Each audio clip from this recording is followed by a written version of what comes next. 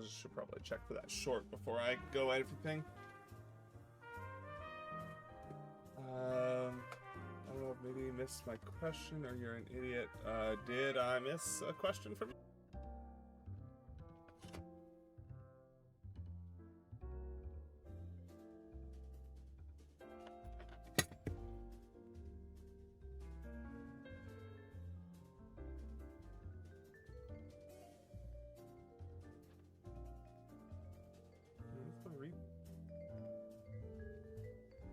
I assume a Dextron G7 is probably like a constant glucose monitor, would be my guess, given our constant fusion reactor is the next step. Yeah, glucose monitor, I thought so.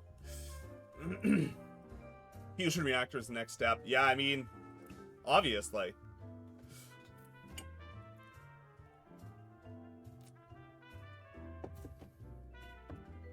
Absolutely easy. And so long as I don't have to do it through QMK, I think I'll actually do okay.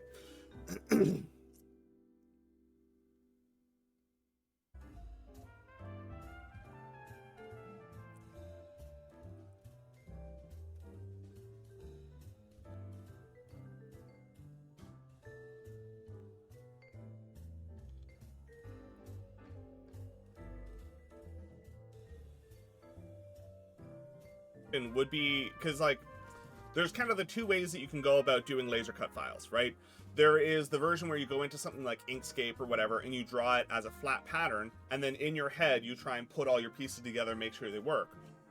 Or, what you could do is go into a 3D modeling software, some kind of CAD package, nothing wrong with that. Laser is awesome in that way because it's harder to do that with CAD files, because, for like 3D printing rather, because usually you get STLs, which are kind of like a picture of the outside of the model and you have no other information, and it's an approximation, a triangular net wrapped around that object.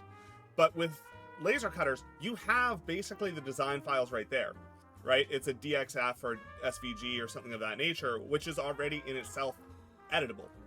So if there's something that has what you want that's kind of close, make it happen. My big suggestion...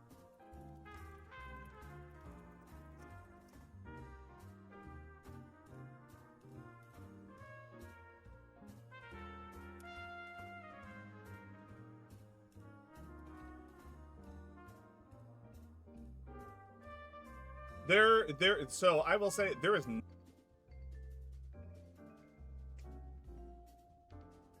Could be a chip fault, but I'm trying not to blame the components because they tend to be more reliable than me. So...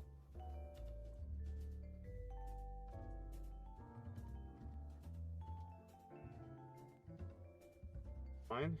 That's nice. That's always what you want. Ugh. That's irritating. Okay. Let's put this back in the frame then and...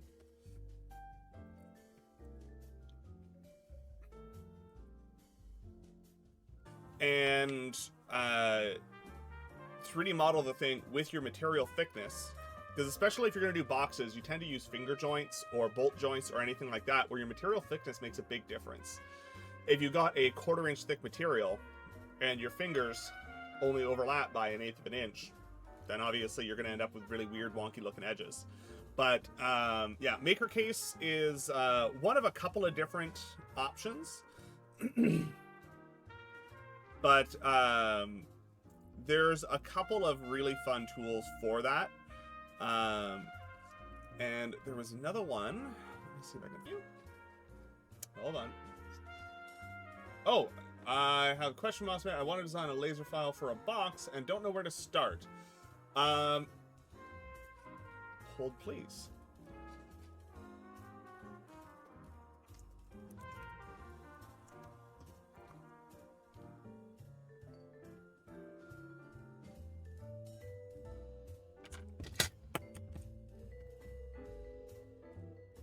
after our rant last week.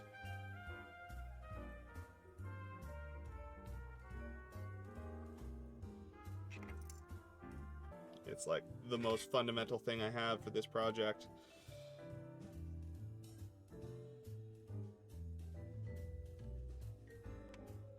a little silly, but sometimes that's just how it goes. Sorry for blocking your view. Like electronics boxes or hinges or keypads, etc., etc., etc. That one's probably the better one for you if you're trying to do something weird. Can sculpt though and make flat packaging meshes. Well, the nice thing is the 3D modeling only needs to be as complex as I find it here. This one, I think, was the other one. This one's Python based, but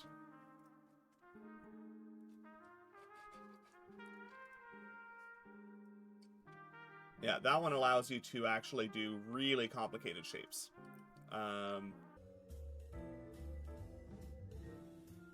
Yeah, I thought that attached nicely.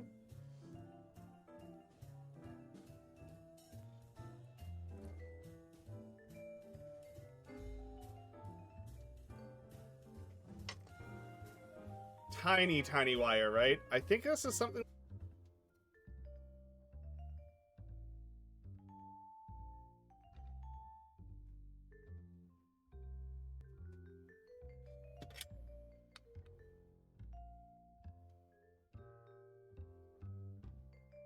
Not bother. Just broke my programming layout of the frame. Holding it here.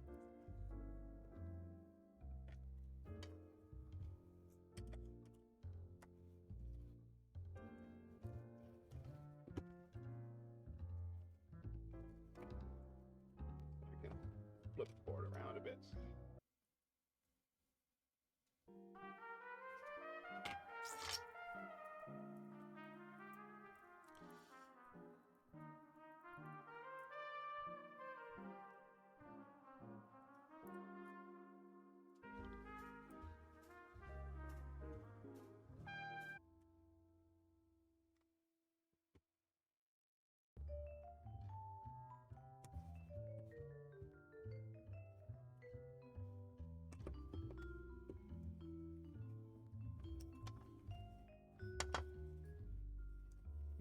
It's just not going to play nice if I do that.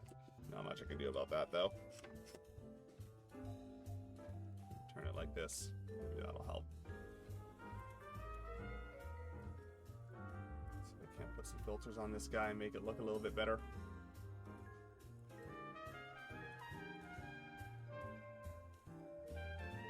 Like 40 gauge, if I remember correctly. It's silly, silly thin.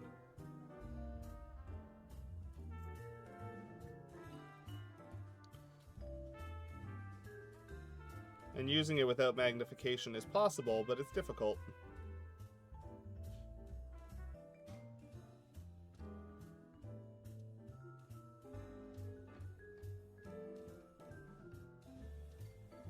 Okay.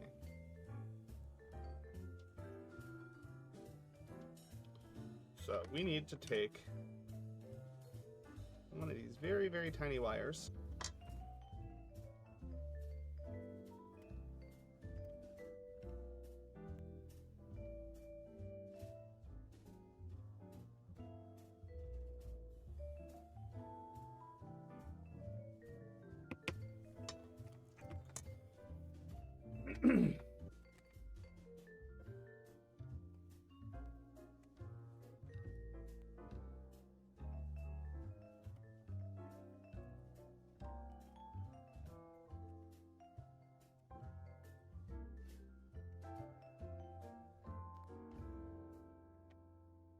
Set pin, but there's no short there.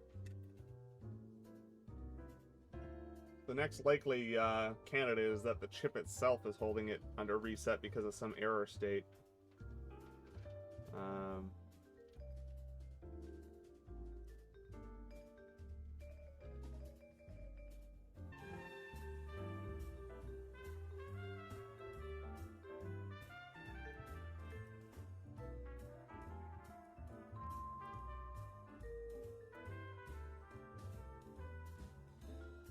Is that marginally better, I think? Does look like it's a bit out of focus, though. Alright. Fine. Board's still nice and secure, so.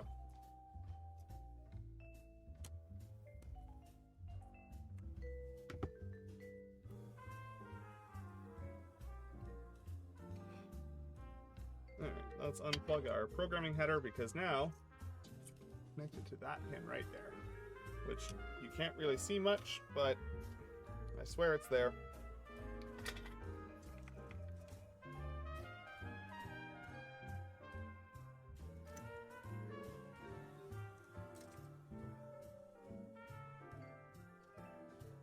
I'm gonna work with this stuff again. You know, I had this spool for years and didn't use it at all. It was one of those things I bought and I told myself, oh, it'll be useful eventually. And then like, it probably won't be. I probably won't need it. And now